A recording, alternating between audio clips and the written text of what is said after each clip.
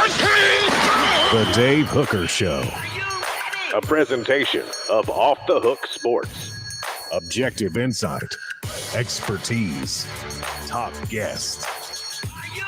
Available on YouTube, Apple, Spotify, and the Off the Hook Sports app.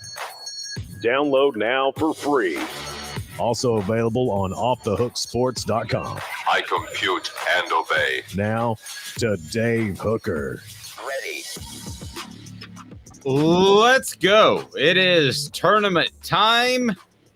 Tennessee spring practice is about to begin, just a few days away. And Georgia apparently is in NCAA trouble. We'll get to all that and more. First, good morning, Caleb Calhoun. How are you? I shouldn't say good morning anymore because we broadcast at different times and soon to add a couple of, I believe, radio stations near you. So I will just say good day. How about that? I'm out of that habit. No more good morning for you, Caleb. It is only good day, sir. Well, we still start at 10, and for those who remember who attended Tennessee for at least a period of time, which I did, when you had the free meal plan, breakfast was served until 10:30. Therefore, you get to say good morning until 10:30. Okay, I can roll with that. But when we're on all these different stations and stuff, and it airs at 7 o'clock at night, it's going to sound a little bit goofy if we say good morning. So maybe we'll revisit that in a private Off the Hook Sports meeting. Good Wednesday, March the whatever. Yes, that's exactly what we'll say. So good. Well, I mean, some might even broadcast it. Anyway, so here we go. Off and rolling. Ron Slay scheduled to join us as March Madness is in full effect. I've got a friend who I haven't invited myself yet, but I could. I get the feeling, and he's going to Harrah's Casino for the upcoming NCAA tournament. And I've often thought that the Super Bowl is a little overrated in that regard. I would rather go to March Madness and the NCAA tournament if I'm going to do a casino day and sit at a sports book all day. What about you? Because you've done this before. Didn't you do this during the Super Bowl, or when did you last do this? No, I did it last year covering the Georgia game. Did a bunch of prop bets and had a horrible game. I mean, had a horrible. That's all you remember. You don't remember what was on the buffet. You don't remember what the waitress looked like. You just remember that things didn't go so well at the sports book. I appreciate that. Yeah. The thing with March Madness is you have to be careful with this because, and I got sucked in it with the Super Bowl. So I think March Madness, it depends on whether or not you're the casino or whether or not you're the gambler. If you're the gambler, you probably like the Super Bowl better. There's different ways to make money. Because when you go to March Madness or when you start going to a casino for March Madness, you're going to get swept up by some parlays, man. They're going to suck you in, and never do that with college basketball. But people will sit there and say, they'll try to take the simplest parlays, not even like spread. They'll take money line parlays. Like, I'll just take all 1 and 2 seeds to win. And one of them loses when you do that. So am I allowed to invite myself? Because it's a potential client I really want to work with, and I'd be at a casino all weekend watching March Madness. Can I invite myself to that? Yeah, why not? Okay, I think I will. I mean, watching games at casinos is actually so much more fun than watching them at home or being at a bar or even being at the game. Sweet. All right, hit that thumbs up button, like it. We greatly appreciate that. Already a big crew on board in the morning. Raleigh says, good morning, guys. Dave, I like that jacket. Where do you get it? My mom buys all my clothes because that's the only thing you can really buy me, because if there's something I want, I just go buy it myself. I don't know, like a website. And she always goes to like Marshall's and gets it's polo stuff, but she only pays like half price because we're cheap, poor. But it is a great jacket and I love it. Thank you. And so Raleigh says, say good day. We will beware the Ides of March, says Travis. I think Tennessee should. Tennessee at number 5 in Fox Sports pre-spring ball poll. They should be in the top 3. I'm going to give them, though, a little respect for having them in the top 5. I'll take that, and we'll dive into that, if not today, then tomorrow. So I kind of think that's respectful. Caleb, you? Yeah, I mean, if they're top 5 in the preseason poll, I mean, I thought they should have been top 5 when they finished. I wouldn't have had them top 5 in my preseason poll, though, so I'm going to give them respect for that. Although we talked about it, by default, we kind of did earlier this year. We were like, it's hard to see more than 4 teams better than them. But it really is. I mean, the bottom line, because you don't think TCU is going to repeat what they did. Let's assume the quarterback position works itself out at Tennessee. And then you've got Georgia's going to be Georgia. They're going to find a quarterback, I believe, although there are NCAA issues there now that we're going to talk about on the program. Ohio State and or Michigan are going to be Ohio State and or Michigan despite losses. So, yeah, I mean, it's difficult to find 4 teams that are considerably better at this point. But that is football, which we will talk plenty about. We're going to have a complete breakdown of spring practice and Tennessee when they get rolling position by position. But first, we've got to get to something else, and that is today's tough question, and it's brought to you by our friends at Craft Treats. Today's tough question is now. Maybe. Take a side. Take a stand. The Dave Hooker Show, a presentation of offthehooksports.com. I already put it out on Twitter, so we'll have a good response as we get rolling here. What is good enough as far as Tennessee in the NCAA tournament? It's brought to you by Craft Treats. Craft Treats, go to crafttreats.com. They've got the CBD infused pet treats that will help with your pet's anxiety, arthritis, indigestion issues. Use the promo code Off the Hook.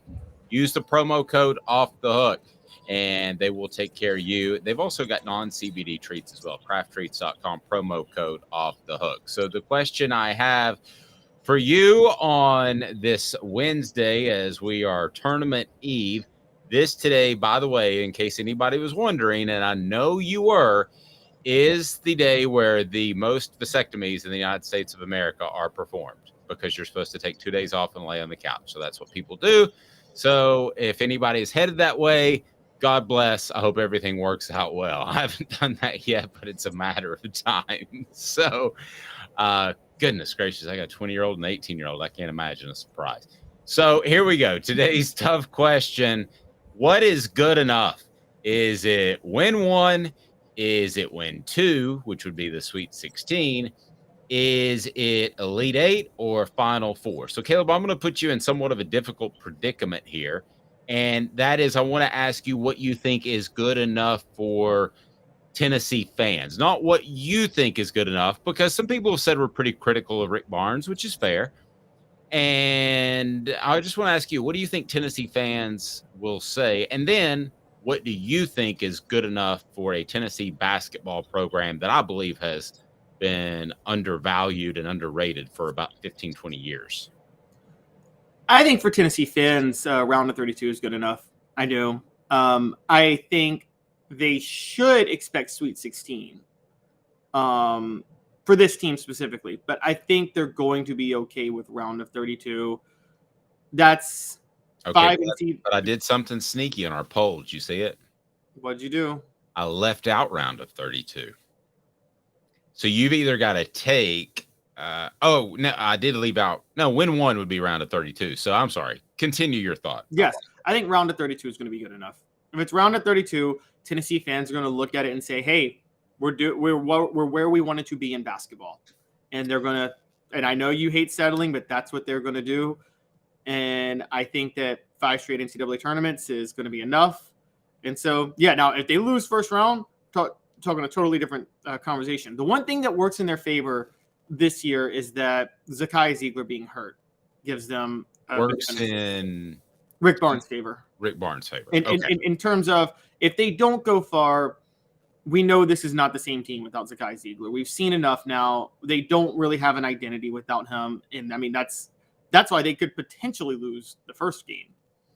Well, I'm gonna go ahead and tell you, I think that based off the poll and based off talking to people, I think win 1 and play a tight game with Duke, because they're Duke, even though most people can't name 3 players off Duke's team, because, as you pointed out, it's not a regular season sport.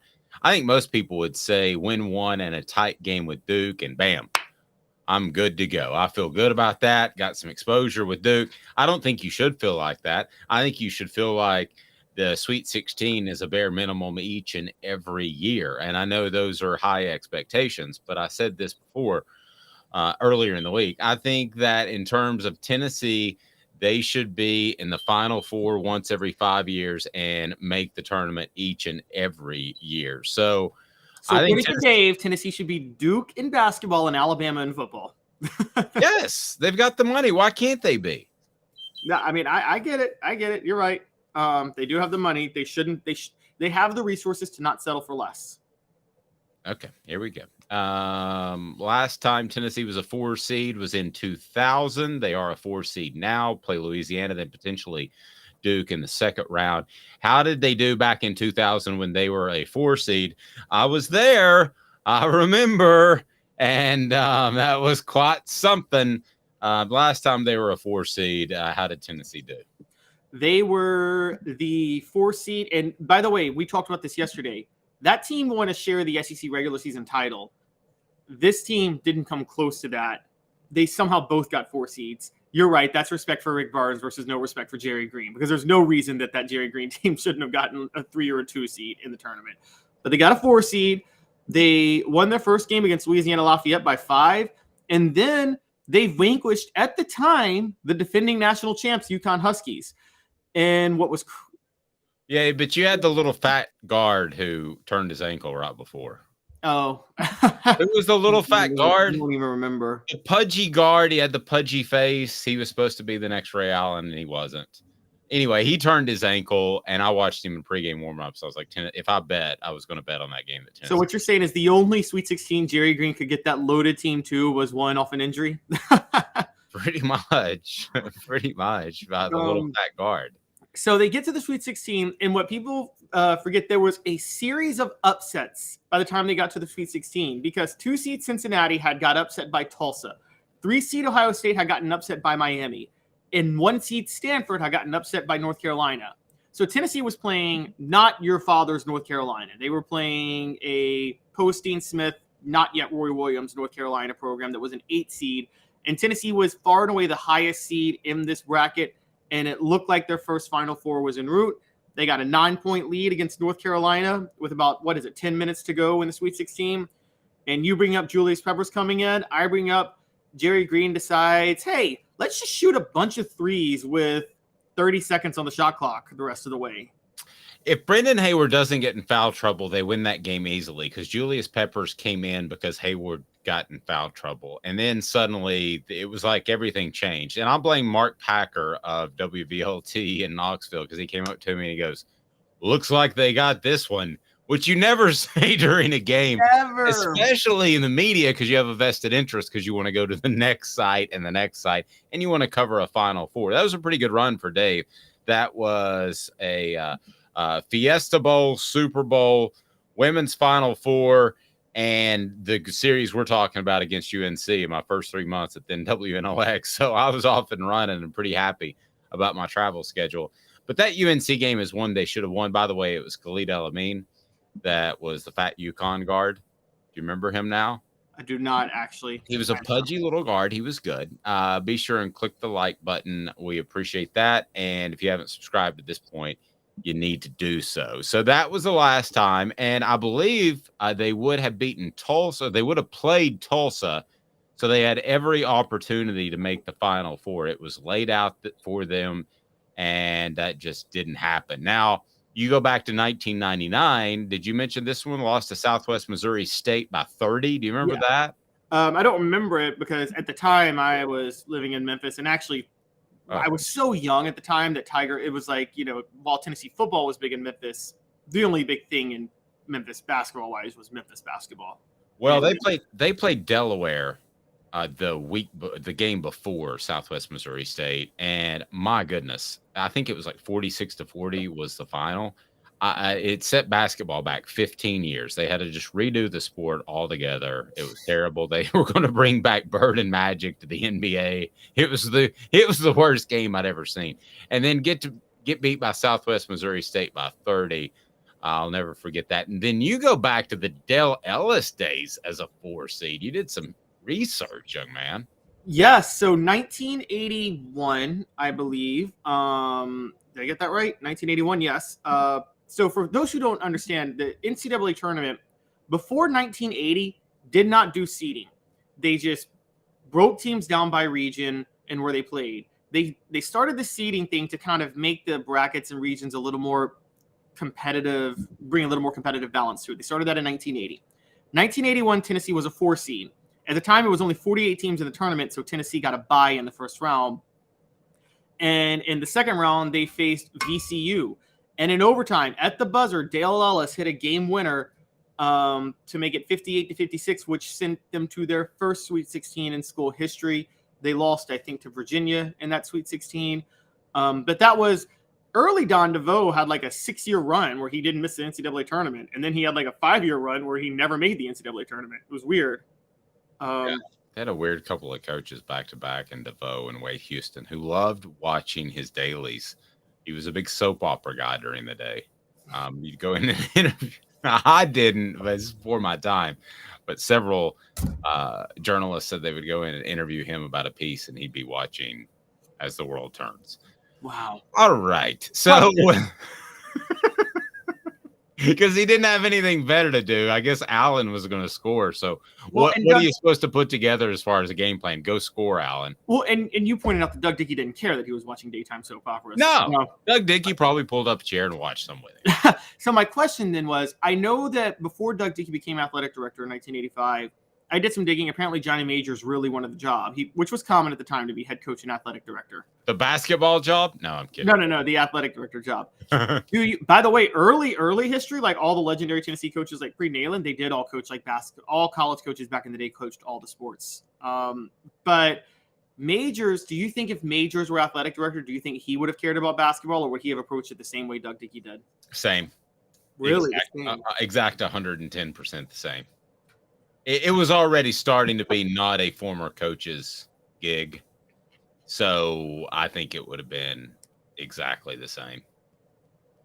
Okay. Do you think it would have been much different? I think you would have cared about football and been over backwards. And I just think that Majors was a multi-sport athlete who was a Tennessee guy. So maybe he was the type of guy that wanted to see the other Tennessee sports do well. Like, whereas Doug Dickey was not a Tennessee guy.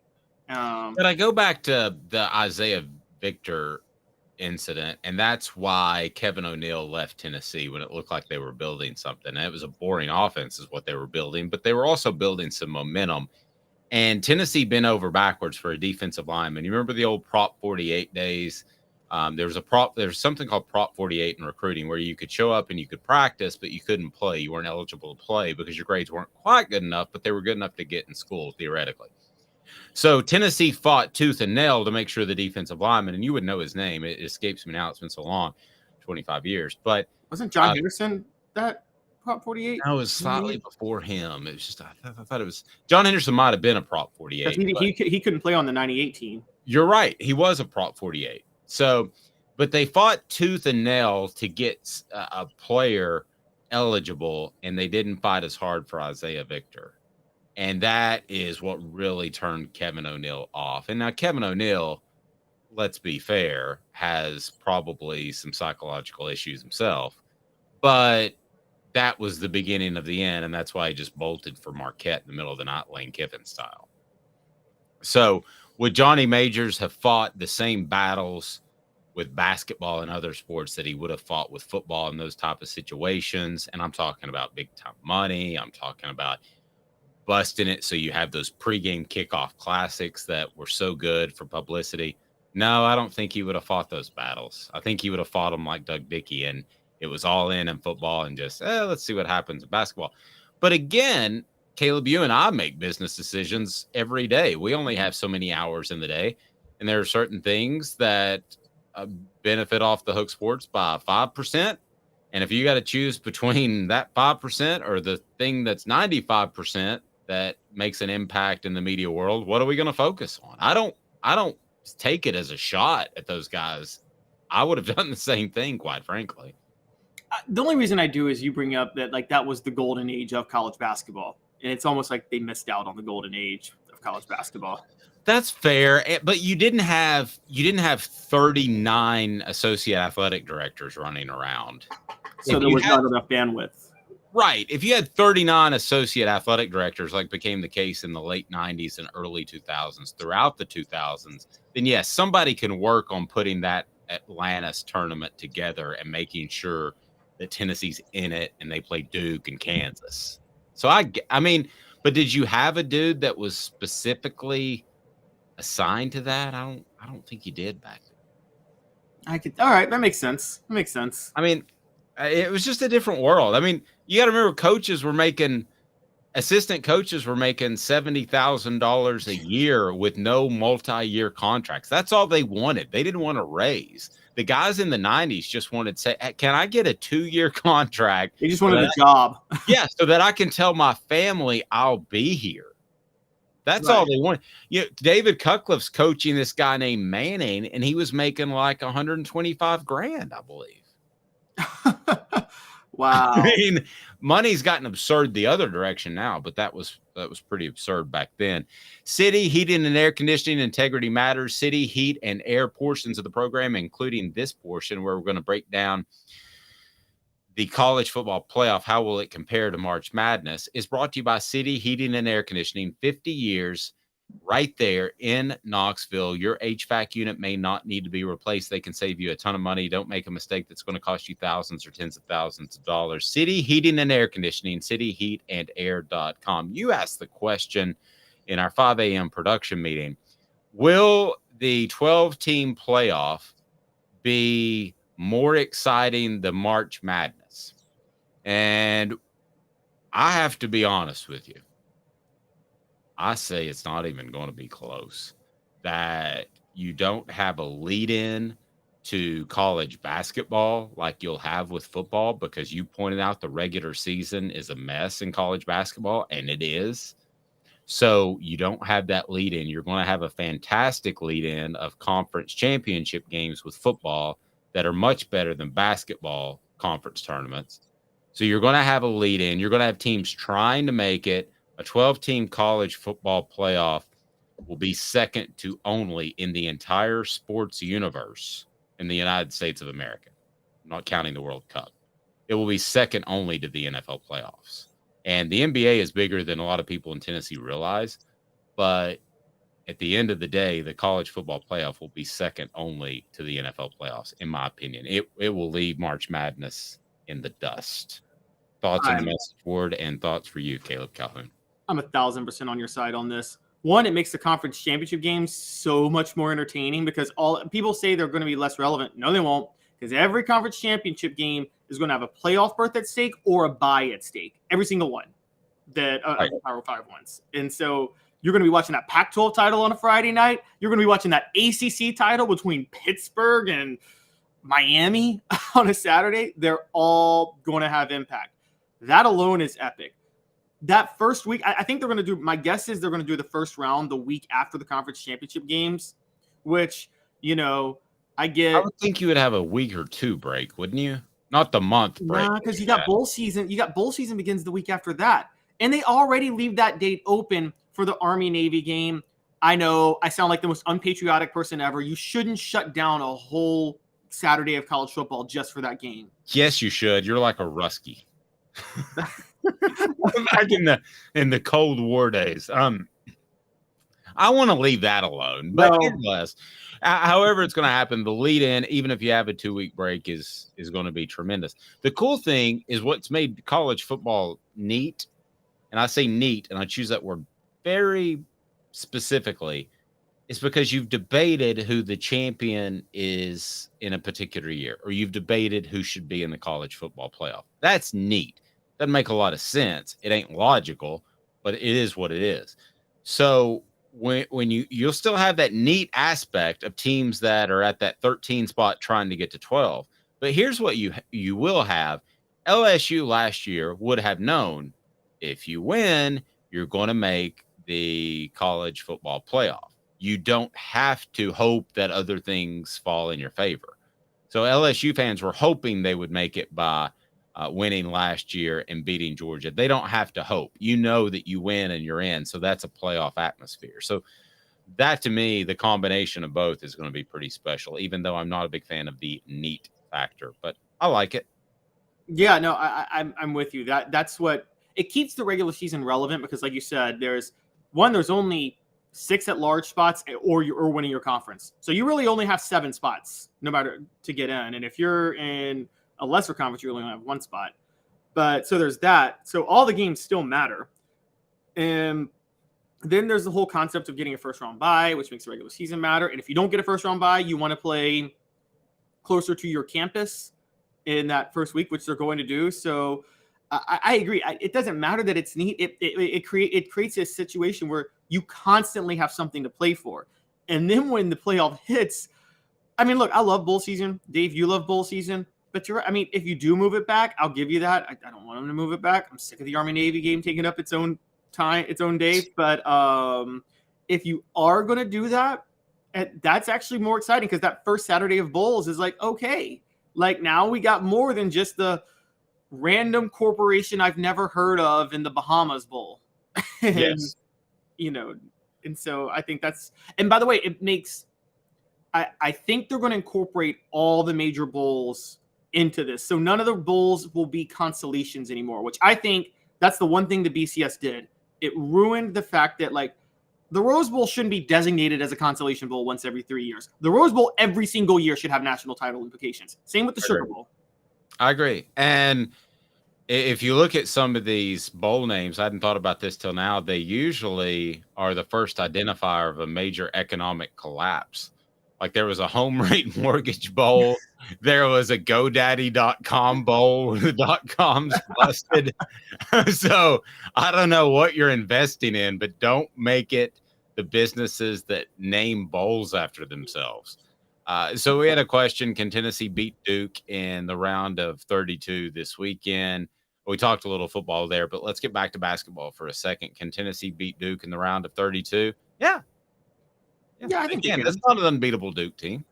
I don't think it'd be shocking at all if they won. I'm picking Duke personally, but I mean, I wouldn't, if Duke's favored by 10, I'm taking Tennessee on the spread. So, like, yeah, I'm still picking, but I think they could beat Duke. What is more shocking to you? Tennessee loses the first game or makes the Elite Eight? Makes the Elite Eight is more shocking. I don't think they're making the Elite Eight. See, I don't think they're losing. I don't think they're making the Elite Eight either, but I don't think they're losing to Louisiana. All right, let me do my gambling odds real quick and how I play this. This is how casinos get you on parlays, guys. Okay. Well, that's why you should never play parlays in the first place. Yes, exactly. But they have a roughly less than 50% chance, I think, of beating Duke and beating Purdue. Now, beating both of those teams, I think it's, doing a roughly less than 50% chance of something twice goes down to like less than 25%. I say they have right at about a 25% chance of losing the game Thursday. 25%. Okay, well, I go 25%. Yeah, there's a less than 25% chance that they beat both Duke and Purdue. I think I would have it more along the line. Have you seen the spread on the game, by the way, on the Louisiana game? Last time I checked, they were double-digit favorites, but I don't know if they're still double-digit favorites. I'm looking it up now. Well, they're favored by 10.5. Okay, I think there's about a 10% chance they lose in the first game against Louisiana. I think there's about a 25% chance something happens right in front of them in the bracket because it's crazy. It's March Madness and they make the Elite Eight. So I'll say more likely between the two, the Elite Eight. Coming up, we are going to talk some realignment. Is the SEC done expanding? Perhaps. I've been led to believe as much. I'll share some of my the context of some of my interview with Greg Sankey last year, and also some news coming out about realignment, what that could mean.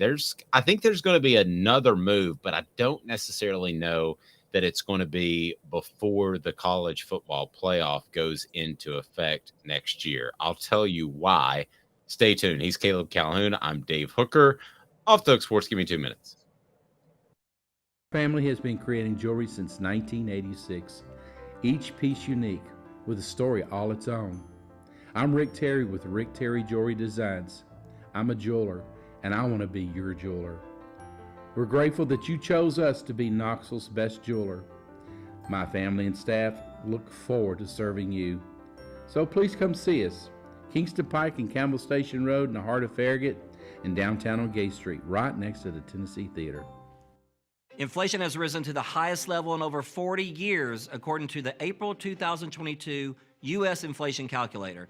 Will your investments provide you the income you need in retirement? Are you losing purchasing power of your savings due to inflation? Simply stated, if the cost of goods and services are 8% higher and you're only earning 4% in your investments, that money buys you less of what you need. Right now is the time to act. Call Guardian Investment Advisors today. Hey folks, Gary Viles here. I want to personally invite you to North Knoxville's newest sports bar and restaurant. It's Big Orange Phillies, located in Black Oak Center. And yes folks, it's happening in Halls. Big Orange Phillies offers family-friendly environment with homemade meals and the best deli-style subs around. Billiards, darts, jukebox, shuffleboard, and cornhole, and a full bar. We also offer valet parking on weekends and during special events. We even have a covered back patio. It's happening at Big Orange Phillies. We want, we need, and we appreciate your business. Hi, Mike Davis here with City Heating and Air, reminding you to always dare to compare. Our team provides quality local heating and air service, installation, and maintenance across East Tennessee. We use only the best equipment like American Standard heating and air conditioning for your residential, new construction, or commercial needs. Honesty, dependability, and customer satisfaction have been the cornerstones of our business since 1961. City Heat and Air. Dare to compare. Chattanooga, we're at it again. For the 5th year in a row, you voted us best of the best criminal and DUI law firm. And finalists for best law firm and best personal injury firm. Thank you for the love, Chattanooga. We won't let you down. Do you want to own the more that owns every job? Then get to Vassey Lawn and Garden in Cleveland and get you a Toro. I'm David Vassey, here to talk to you about Toro. With a Toro Zero Turn, you'll get more out of every minute and you'll reach the finish line faster. At Vassey's, we like to say, no matter if you're mowing 3 acres a week or 11 lawns a day, homeowners and business owners alike find confidence in equipment they can trust from top to bottom. Vassey Lawn and Garden, Highway 60 North in Cleveland. Man alive, it's worth the drive. Got cataracts? We can fix that. Never miss another moment. With a little help from Doctors Campbell, Cunningham, Taylor, and Hahn at cctis.com. You're listening to The Dave Hooker Show, a presentation of OffTheHookSports.com. The internet is full of pictures of each and every one of you. Available on YouTube, Apple, Spotify, and the Off the Hook Sports app. Download now for free. Is there nothing you people can't do? Also available on OffTheHookSports.com. Portions of the program brought to you by Zool Beer, the official craft beer of Off the Hook Sports, xulbeer.com. Zool Beer has parking downtown, great panoramic view of the city in Knoxville, and also worldwide award-winning craft beer. How about that? Pretty strong. I asked the question, what would make you happy with March Madness? And from John, I got it depends on if the team versus Alabama shows up or the team versus Colorado shows up. That is one thing that's frustrating about this team. Please hit the like button and the thumbs up. We appreciate that. It helps us open up to more channels. And for a defensive team that should know itself, the inconsistency is befuddling, Caleb. If you're a defensive team, shouldn't you be consistently a defensive team that's in games? And well, they have usually been a defensive team. I want to defend their defense on that. I think there's two factors. Missouri is a different type of matchup because Missouri is just so efficient offensively shooting. And that last game against Missouri, they played without Zakai Ziegler. And again, their defense is a totally different defense without Zakai Ziegler. Most of their losses we saw this year was when their offense just got lost for long spurts. And this has actually been a problem with Rick Barnes for a long time. Even the Grant Williams and Admiral Schofield years, when they were number one for 4 weeks, they had games, they had periods in those games, I mean long stretches. We're talking 5, 7, 10 minutes where they couldn't buy a bucket. They just couldn't score. In that tournament, they were a 2 seed. They played Iowa in the second round. They built a 25-point lead on Iowa, and Iowa came back and took it to overtime, and they needed overtime to win. I mean, so this is just, it's a Barnes thing. the problem is they just have these dry spells on offense. I mean, just long, insane dry spells that just make you want to pull your hair out when you're covering them. Want to talk some expansion or lack thereof, also how that will affect the pack, whatever it is now. Just fill in a number. It seems like it changes from day to day. And the Big Ten. But first, it is my favorite segment because it's based off Norm Macdonald. You got to love Norm. Give me on the message board what would make you happy with March Madness. How deep does Tennessee need to go to make you pleased with the run and this season? But first, it's time for What the H? What the? What was he thinking? Release the hounds. The Dave Hooker Show. Keep cool. A presentation of OffTheHookSports.com. Today brought to you by Campbell, Cunningham, Taylor, and Hahn. I can see I had LASIK, no glasses, no contacts. It's unbelievable. I can see up close and see far away, and they're local. You'll love Campbell, Cunningham, Taylor, and Hahn. So this coming from Jason McIntyre. Now, Jason McIntyre is with Fox Sports, so I haven't seen this reported elsewhere. This is pretty new, but I expect it to spread like kudzu, as my grandfather used to say. He says on a tweet, sounds like we're going to hear in the coming days, weeks about the Georgia Bulldogs football program and recruiting violations. NCAA is doing more than poking around. Nervous football office right now in Athens. My quote guess is slap on the wrist. So I know that there are a lot of Georgia fans out there. They're going to say, "Oh, these guys are a couple of homers for Tennessee." But if you followed the program, you're not. There is an issue that is beginning to cultivate itself in Athens, and it is a mindset that I believe stems from the head coach and his ultimate desire and need to better his mentor, Nick Saban. And I believe that discipline has been an issue. I think that's very evident in the drag racing things that they've had going on. And it cost a couple of people their lives, which is absolutely just terrible. And it's not the first time that's been an issue. So I think there is a tendency to look the other way by the administration at Georgia.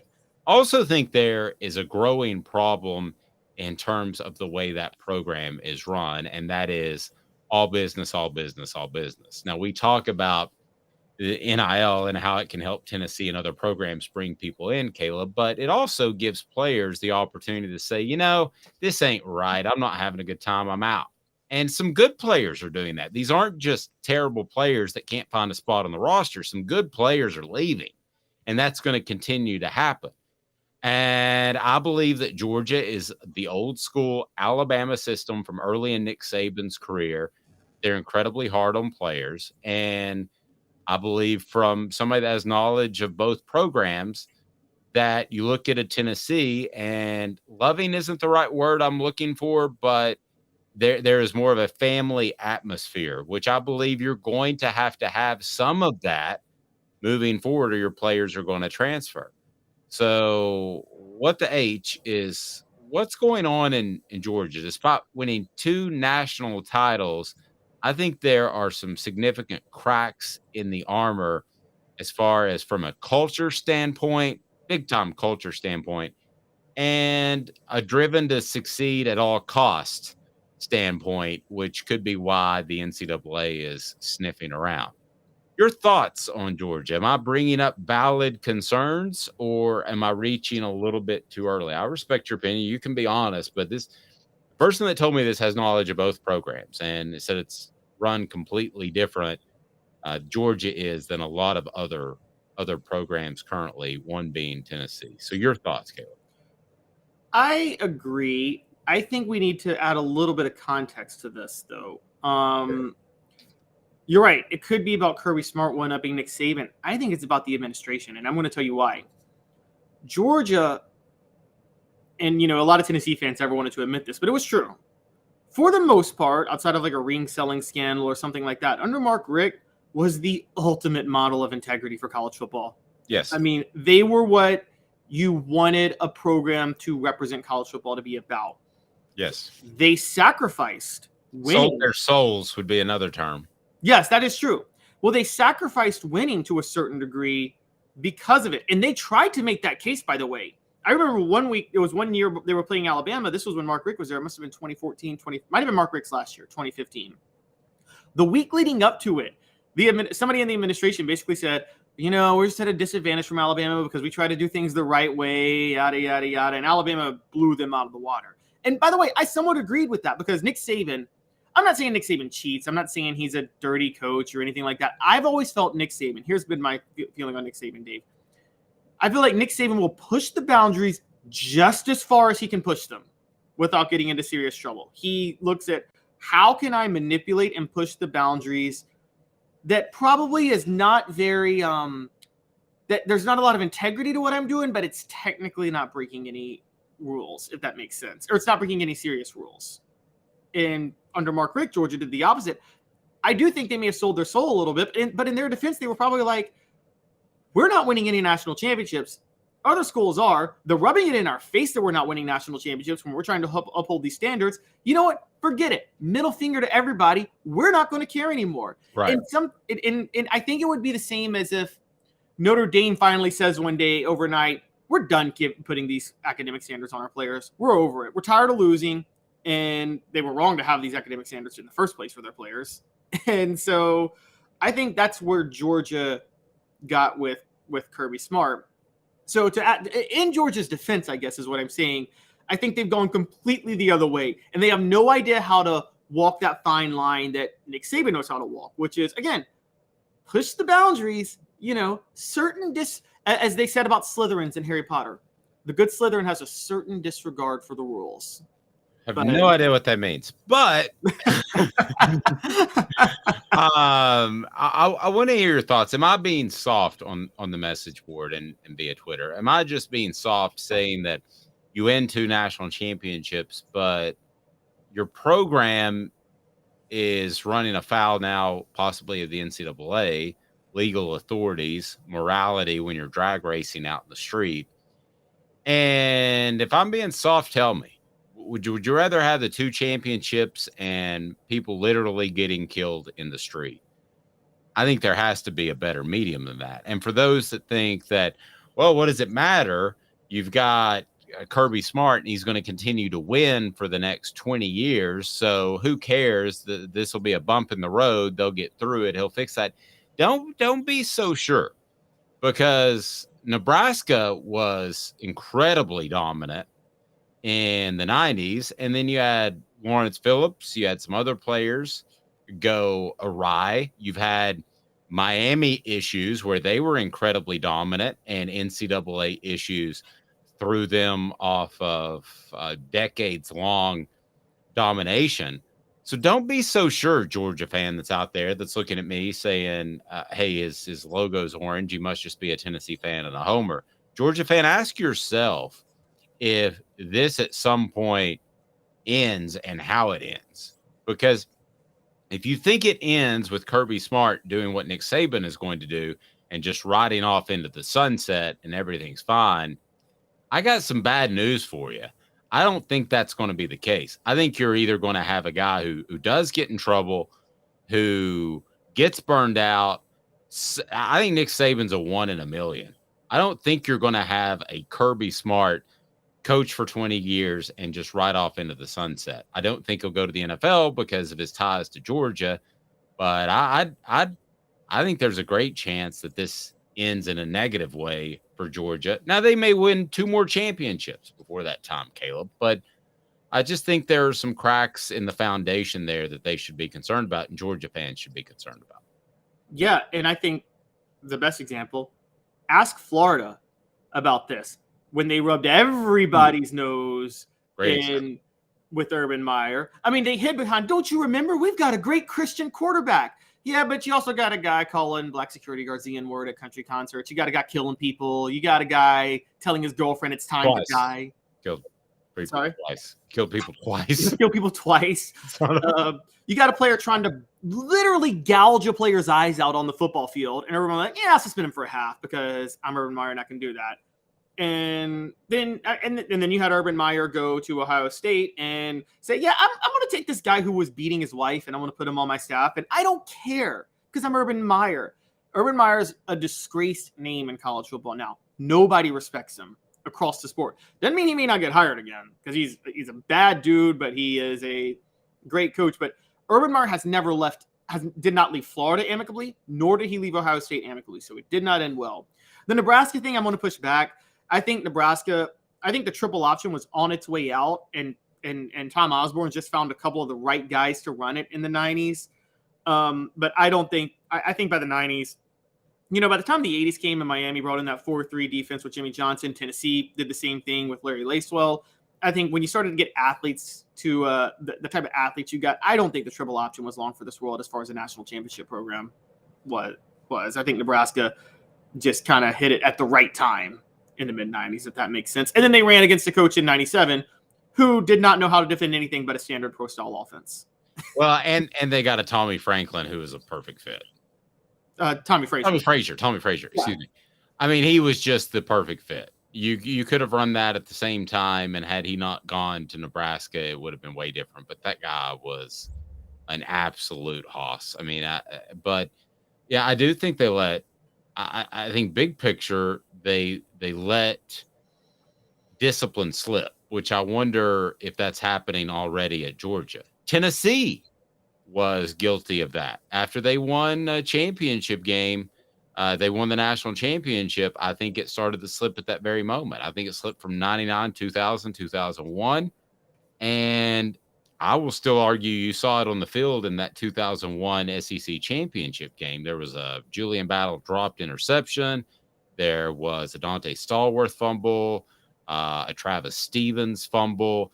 I think when you run an undisciplined program, as far as how you work with the community, it ends up showing up on the field at some point. Now, you may be so dominant that you overcome that, but I think it ends up showing up on the field. Yeah. I mean, the story that stands out to me, I forget who wrote the book. Someone wrote a book about the 2005 team. It was called Orange Crush was the name of the book. And they talked about how there was a noticeable difference. I forgot that book.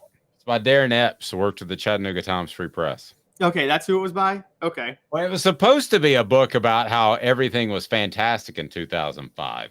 And then it collapsed. And then it totally collapsed. I was like, Darren, you still writing that book? And he goes, yeah, I guess. Well, it was a good one. I think he's in logistics now. Well, one of the things I remember was there was a chapter in the book that talked about players from the 90s, like the mid-90s, that played up to the national championship team, who would come back for practice in the 2000s, talked about a noticeable difference in Fulmer's demeanor, in that he was much less intense with the players by the 2000s, just seemed to be a little more like you talk about CEO. I mean, and here's a guy who let Albert Hainsworth chase somebody out for practice with a 10-foot pole and let him come back into practice after that. Yes, he came back with the 10-foot pole. Okay, that's right.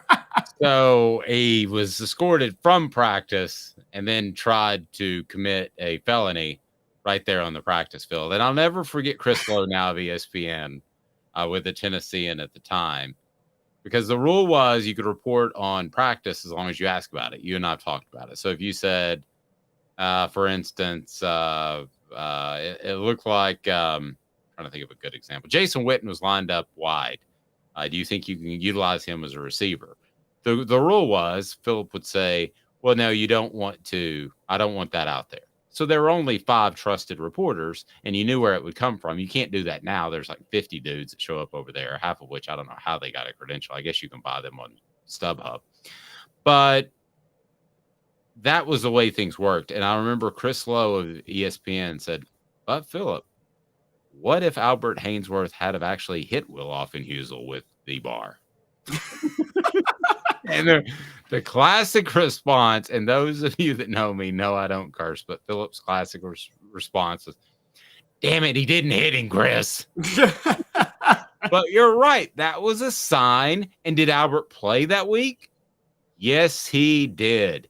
And do you think Nick Saban would have let Albert Hainsworth play? I don't know.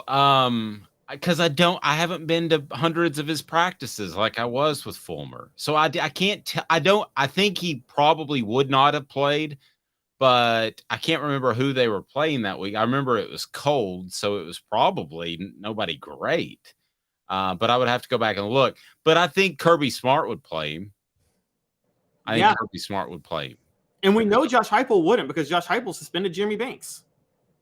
Yeah. So in the end, it sounds like I'm being all altruistic. I'm really not. I think it's the best way to run a football program. I really believe that. I'm not trying to say that Kirby Smart's a bad dude, so he's doing bad things. I think that if you're a Georgia fan and you're listening to this, instead of just saying, hey, this guy's got an orange logo, he's a Tennessee homer, you need to be saying to yourself, it's Kirby Smart getting a little loose as far as discipline. And if he is, then you've got to be really, really careful moving forward, because it is tough to get that back. You can go from discipline to being a little bit looser, but looser going to discipline is pretty much impossible. And Philip Fulmer found that out. No year more evident than 2005. Travis says Saban let a player hit a girl this year, and he played. That was a Tennessee fan, though. If a player hits a teammate, it's different. Saban cares nothing for girls that cheer for other teams. Realignment, the pack something, what is it? And the teams that the SEC is most likely to bring in coming up next. Give me 2 minutes. He's Caleb Calhoun. I'm Dave Hooker, Off the Hook Sports. Sun, sand, and salt water, the beach is a very relaxing place. Unless you wear contacts. Ow! Open your eyes to the best the beach has to offer with LASIK vision correction from Campbell Cunningham Laser Center. Ah. Do you want to own the more that owns every job? Then get to Vassy Lawn and Garden in Cleveland and get you a Toro. I'm David Vassy, here to talk to you about Toro. With a Toro Zero Turn, you'll get more out of every minute and you'll reach the finish line faster. At Vassy's, we like to say, no matter if you're mowing 3 acres a week or 11 lawns a day, homeowners and business owners alike find confidence in equipment they can trust from top to bottom. Vassy Lawn and Garden, Highway 60 North in Cleveland. Man alive, it's worth the drive. Hey folks, Gary Viles here, Viles Automotive on Callahan Drive. I've been selling cars here in East Tennessee for 27 years. In that time, I've come to realize it's not about the car. It's about you, the customer. So I'm here to take care of you just like family. Good credit, bad credit, you name it, we can get you taken care of. If we don't have it, we can find it for you. We go across the country to get any vehicle that you want. And here at Viles Automotive, we don't believe in fake numbers. We just give you great deals. And as always, we want, we need, and we appreciate your business. Hi, Mike Davis here with City Heating and Air, reminding you to always dare to compare. Our team provides quality local heating and air service, installation, and maintenance across East Tennessee. We use only the best equipment like American Standard heating and air conditioning for your residential, new construction, or commercial needs. Honesty, dependability, and customer satisfaction have been the cornerstones of our business since 1961. City Heat and Air. Dare to compare. Chattanooga, we're at it again. For the 5th year in a row, you voted us best of the best criminal and DUI law firm. And finalist for best law firm and best personal injury firm. Thank you for the love, Chattanooga. We won't let you down. Our family has been creating jewelry since 1986, each piece unique with a story all its own. I'm Rick Terry with Rick Terry Jewelry Designs. I'm a jeweler, and I want to be your jeweler. We're grateful that you chose us to be Knoxville's best jeweler. My family and staff look forward to serving you. So please come see us. Kingston Pike and Campbell Station Road in the heart of Farragut, and downtown on Gay Street, right next to the Tennessee Theater. To the Dave Hooker Show, a presentation of OffTheHookSports.com. The internet is full of pictures of each and every one of you. Available on YouTube, Apple, Spotify, and the Off the Hook Sports app. Download now for free. Is there nothing you people can't do? Also available on OffTheHookSports.com. Let's talk a little bit of conference realignment, because I think there's some more of that to continue. I don't know that it's going to happen right away. So let's go ahead and get to 4 Downs, brought to you by Andy Mason Real Estate, where we will dive into some conference realignment. Can the SEC and will the SEC expand anytime soon? 4 Downs, brought to you by Andy Mason Realestate.com. 4 Downs. 4 questions. 4 answers.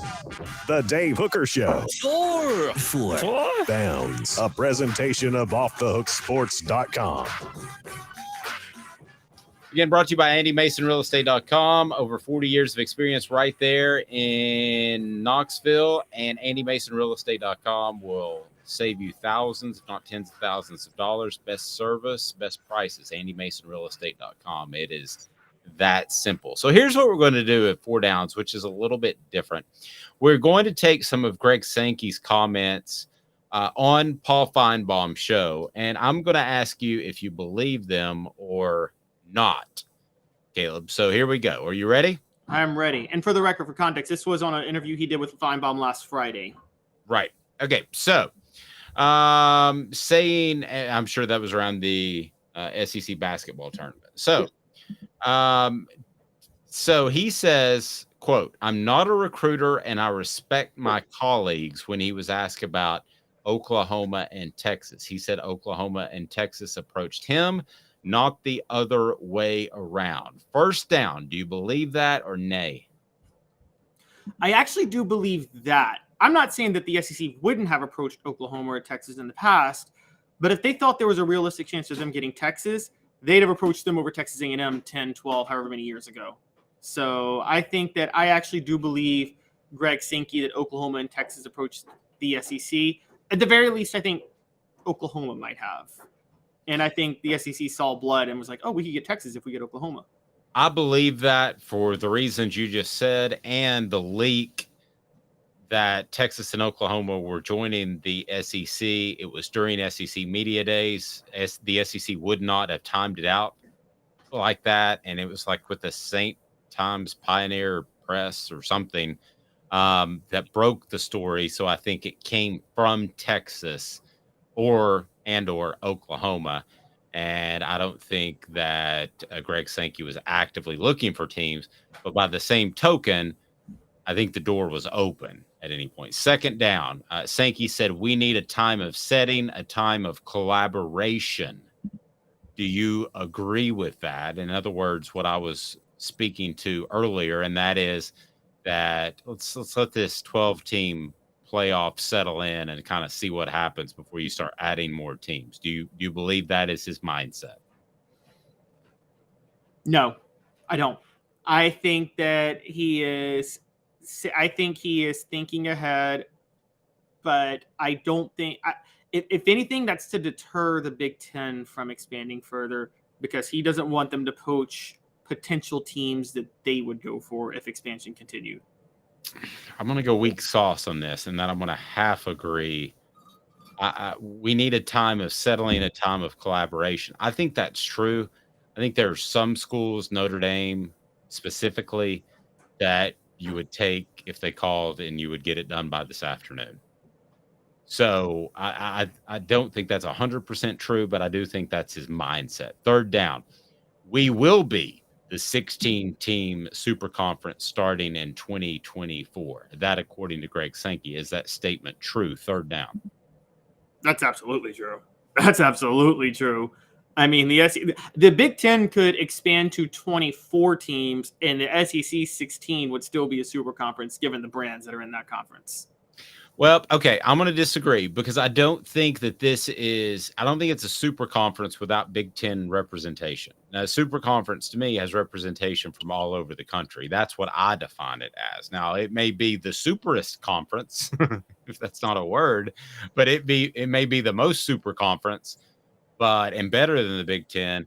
But I would argue that to be a super conference of 32 teams, you're going to need representation from out west. You're going to need representation from the Big Ten area. So I don't think that's a super conference. And in the way I envision it, I don't think 16 teams is it. Now, he also said, as far as scheduling format, 1 team, 8 games, or 3 teams, 9 games with a permanent opponent. Said the analytics prove that actually brings more competitive balance than divisions. Do you think that the SEC will have divisions in 2024?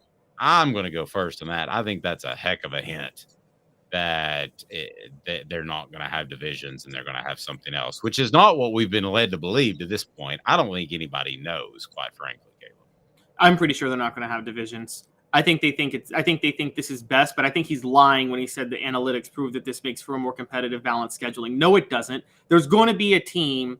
If you only play 9 SEC games and you're a 10th, that means that there is going to be another team where 6 of y'all's 9 SEC games are different, and yet you get to be in the same standings as them, and you're telling me there's going to be competitive balance in scheduling? For those who don't know, this is actually a take back to history. This is how the SEC was before the divisions, and it was horrible. You had so many different teams splitting conference championships that avoided playing Alabama in the 70s or something like that. That's where we're headed. And I'm telling you, there's going to be a moment where there's going to be a team that's third in the SEC that had to play Alabama, Georgia, and LSU when they're all at their best. And there will be 2 teams that play for the SEC title because they had the 2 best records, and they didn't play any of those teams. Travis says, but does the South want North teams? Undermines our identity. Yes, but I think this is bigger than the SEC. And that's where you may not like it, Travis, or anybody out there listening. I believe that I'm not going to call it the NCAA because it made a mess of itself, but there needs to be, let's call it the MC, the mega conference, that it will get to that point that will actually be bigger than the SEC. Right now, I feel like kind of in this ego contest between the Big Ten and the SEC. Eventually, whether that's the old AL, NL, like Caleb has brought up in Major League Baseball, or whether they actually come together and they're in the same conference, I believe that will happen. And at some point, I know this sounds insane, but at some point within our lifetime, I think you'll refer to it as college football, or there might be some name for it. But the conferences, Big Ten, SEC, will be irrelevant. Now, it may go the ALNL way, like Caleb's brought up. It may very well do that. But I think at some point, and I think the SEC is going to run it, but I think it'll be called something else, and it'll be a mega conference of 32 to 38 teams.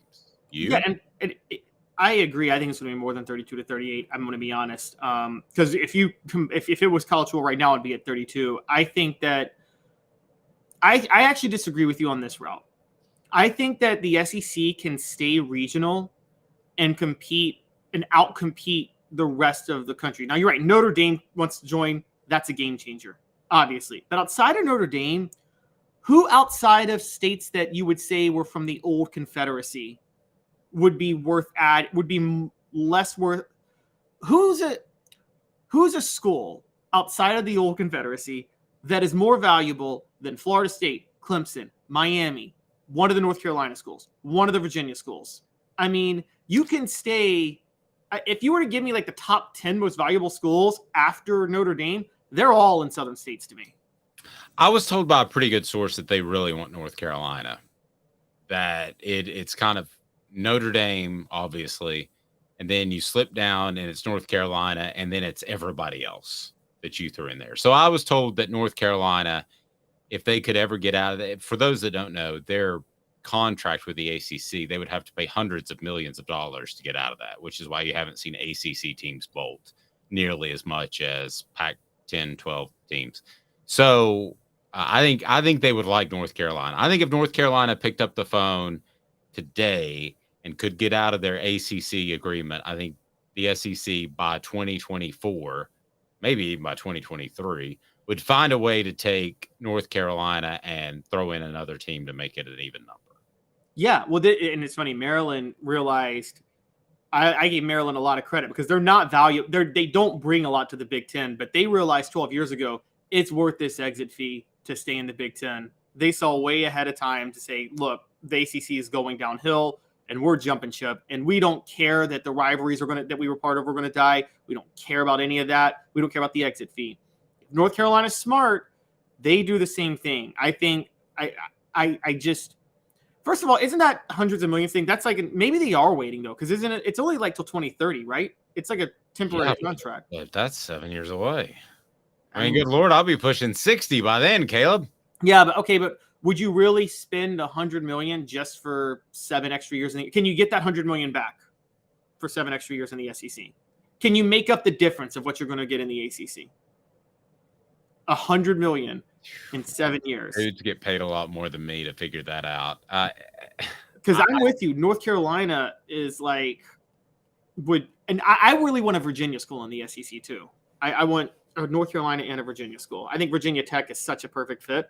I think Tennessee and Virginia Tech always should have been a natural rivalry, honestly.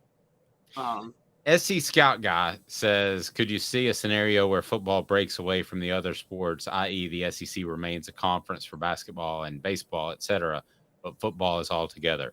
That's exactly what I think will happen.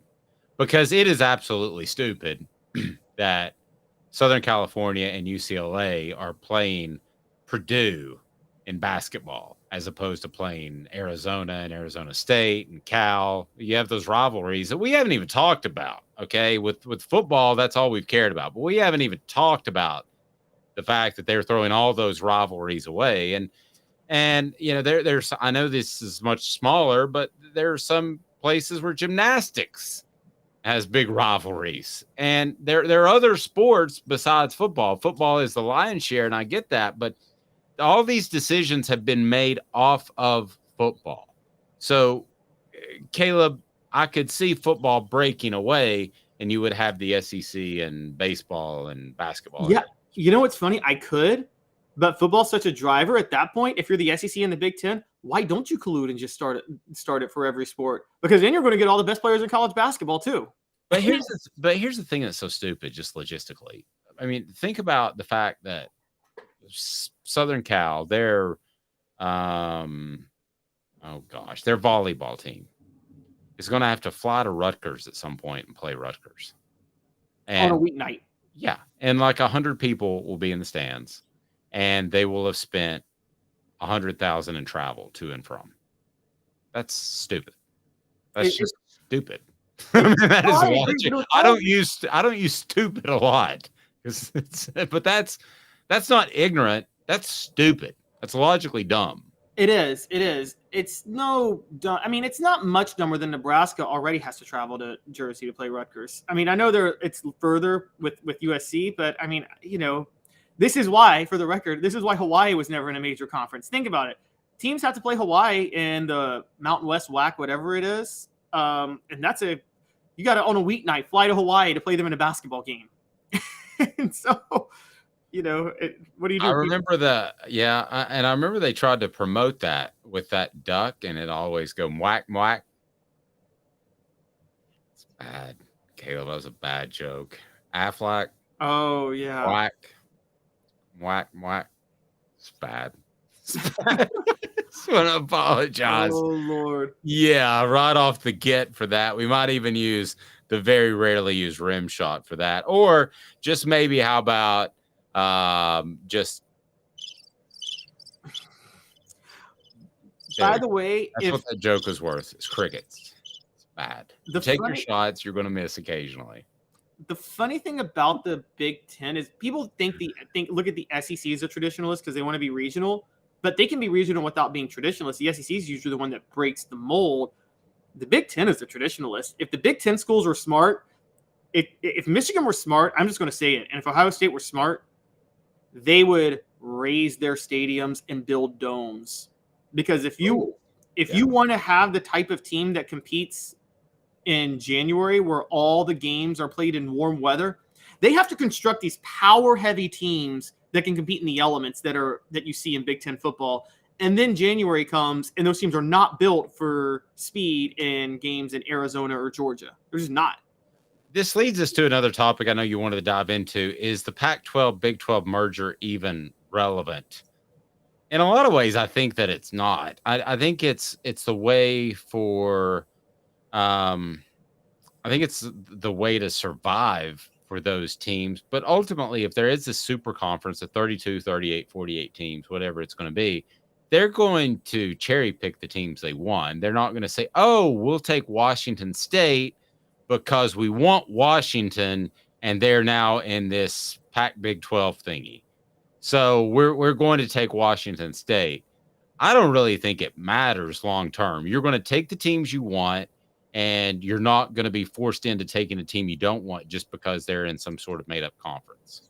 No, yeah, that's not going to stop them at all. And no team is going to agree to some ridiculous exit fee like the teams with the ACC did to join that conference. So I think this Pac-12 Big 12 alliance, more than anything, if it happens, would be to stave off the American poaching some of these. Because right now the Big 12 or Pac-12 could fall to a group of 5 conference could overtake them. And so I'm with you. I think that, look, I'm with you. This is all going to stabilize itself one day. We don't know when, but there's going to be one or two super conferences that get the teams they want, and then everybody else, and there's going to be some sort of, I agree, I think AL, NL. I think the Big 12 and Pac-12 merger is to position themselves for that, knowing that they're probably going to lose some other teams. Let's be honest, Dave. Oregon's going to the Big 10. I don't know when. I don't know how it's going to format. Oregon's going to be in the Big 10 before 2030. They just will. And if you lose Oregon, how can you even have a Big 12, Pac-12? They're not just going to lose Oregon. They're going to lose Washington. Well, then all this talk is, and that's what you mentioned. And they're going to lose Stanford or Cal, one of those two. Yeah, those are the teams you want. You don't care about Washington State or Oregon State. No, you want Oregon because Oregon's a blue blood, and then you want Washington because you get the Seattle market, and you want Stanford or Cal because you get the San Francisco market. And Elias says zero trust between the schools. Yeah, well, blame that on Southern California and UCLA. They just gave their big middle finger to everybody and just blame it on Larry Scott. Larry Scott signed this dumbest TV deal of all time. The Pac-12 commissioner. That too. But for goodness sakes, at least Texas, Oklahoma was somewhat regionalized and made some sense. UCLA and USC, it was like they were the last people stranded on the Titanic and they just jumped. They could have stayed there, and I think college football would be better if you had 3 really good conferences. What do you do for USC, Dave, though? What do you do? Try to save the Titanic or get onto another ship? Yeah, I'm getting on a lifeboat. I'm getting on that Big Ten lifeboat as soon as I can, and I'm pushing Leonardo DiCaprio off of the door, and he can go ahead and fend for himself, because I'm sticking right there on that Big 12 plank of wood in the middle of the Atlantic Ocean. Exactly. It's better than being on the Titanic and getting drugged down. What was it they said that was, I think, probably terrible advice?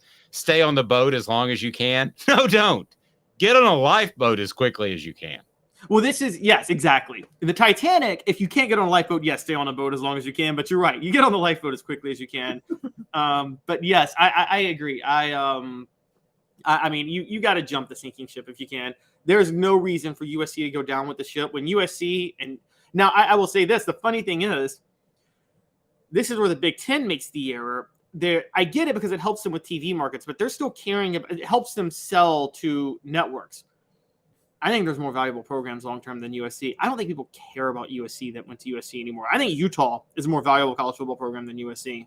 I think I'm right at that age where I'm right in the middle. And it may be partly because my son wants to go there. So we did tour the campus, and I got to see, it's a special place. And I've been to the Rose Bowl, so I think UCLA is pretty special. But I think people slightly older than me, Caleb, they look at Southern California as being a football powerhouse, and can be with the talent you have in the Los Angeles area and Southern California. I think they still view it as that. Slightly older than me, which would mean you're in your 50s plus. So can it be? I don't really think so. I think, and I'm not taking sides on liberal or conservative, but I think it's liberal out there where they're going to be more against football. They're going to be athletes. They're going to play other sports for that reason, because they're worried about the head trauma and the head issues. I don't think there's as much of a following. So I think you lose a good percentage of your elite athletes to other sports from the get. And I don't think it can ever be an Alabama again, like it once was, a Texas back in the day. I don't think it can ever be that again. But people older than me that I talk to think that that's a possibility. Yeah, I don't. I mean, I think you gotta find a way to make college football intriguing somewhat out there. And here's the thing: you talk about liberal or conservative. One of the problems is college football, and I don't think this is a problem because it works in the South. But college football sticks very heavily to tradition, and that's a good thing for them. But I mean, obviously, conservatives are going to be more likely to care about tradition than the left. That's just the nature of the different, cultural ideas between. Neither one's wrong. Neither one's right. We're not attacking either side. But no, but I can tell you that in this area of the country, my mom thought I was crazy for having my son play football, but she was the only mom to voice that opinion. I mean, out of because it's a Southern thing. You're right, the tradition. Elias says there is a time people would have called Minnesota a powerhouse too, and they would still be if they hadn't have run Craig T. Nelson out of that job. Coach, do you remember that show? I did not know that story. Oh my gosh, they didn't write. He's an actor. I didn't. I'm sorry. Isn't there a Craig T. Nelson Stadium? What? Isn't there a Craig T. Nelson Stadium, or did I dream that? I don't think so. I think that's Minnesota State where he coached on the sitcom. Elias laughed, and Travis says if you're under 30, USC is insignificant. I'm afraid that Travis thinks I'm younger than I am. I did get a 37-38 at the gym the other day. Somebody said, I heard you mention it's that guy's birthday. It was Monday, by the way. And people said, oh, he looks like he's about 37-38. How old is he? And then shrieks of horror. Have a fantastic day, everyone. He's Caleb Calhoun. I'm Dave Hooker. I'm at that age where I'm not going to share my age. So, Caleb, great job. We look forward to having a spring preview. Travis says I'm 49. How did you know that? You're a terrible person, Travis. You're not allowed to be a part of the community any longer. Before you go, I will say one of the things that helps is I'm sorry. Generations get younger per age. I've looked at old clips of NBA players in the 90s. They all look like they're 75 years old. Okay. They do. Yeah, and I'm maybe a little Botox right in the middle from looking like 43. That's the goal by the end of the year. He's Caleb Calhoun. I'm Dave Hooker. Have a fantastic day. We'll see what the Vols do, and remind you that we'll be joined by Fred White on each and every Football Friday with Fred, and we've got the big Celebrate 98 series that's coming into play, so we're excited. A lot's going on. He's Caleb Calhoun. I'm Dave Hooker. Have a fantastic day, everyone. This has been a presentation of Off the Hook Sports.